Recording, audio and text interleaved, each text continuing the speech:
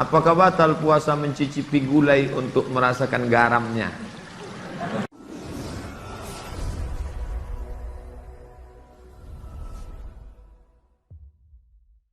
Apakah batal puasa mencicipi gulai untuk merasakan garamnya? Mazhab Hambali mengatakan tak batal, karena dia tak masuk ke rongga, tak masuk ke dalam, hanya di ujung lidah. Di ujung lidah ini ada perasa. Ini teteskan. Maka tak batal, karena tak masuk.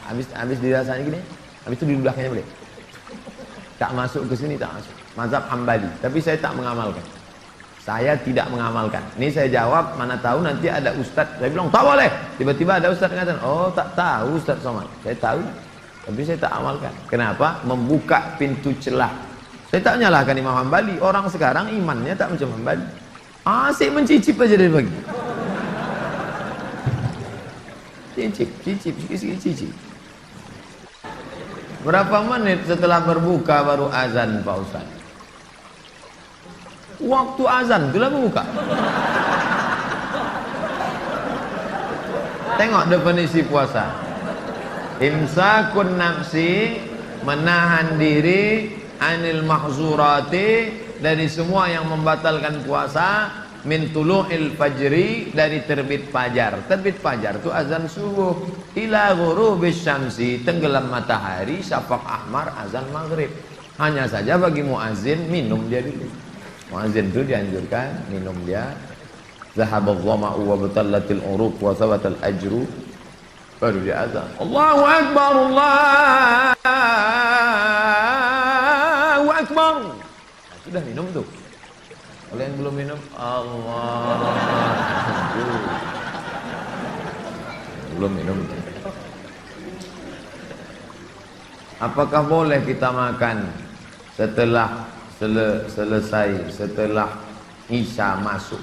Yang penting batalkan dulu puasanya dengan minumkah, makan buahkah, jangan makan es, karena usus itu kering. Knalpot yang kering panas disiramkan air es, mengelupas cat-catnya. Begitulah usus kita itu rusak.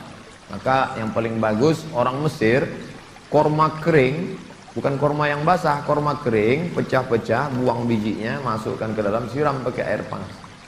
Agak-agak 2 jam menjelang berbuka, nanti menyatu dia, diminum. Itulah yang paling bagus. Minum kesukaan Nabi, air korma. Minum air korma, bagus, manis ya, maka usus kita awet.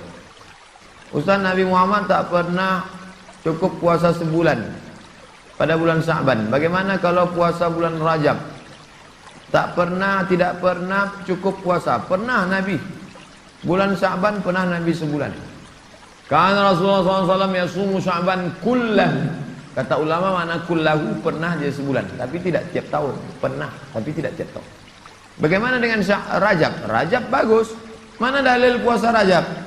Wa minal hurumi fasum, berpuasalah engkau di bulan-bulan haram. Bulan haram itu Zulqa'dah, Zulhijjah, Muharram, Rajab. Dalilnya umum.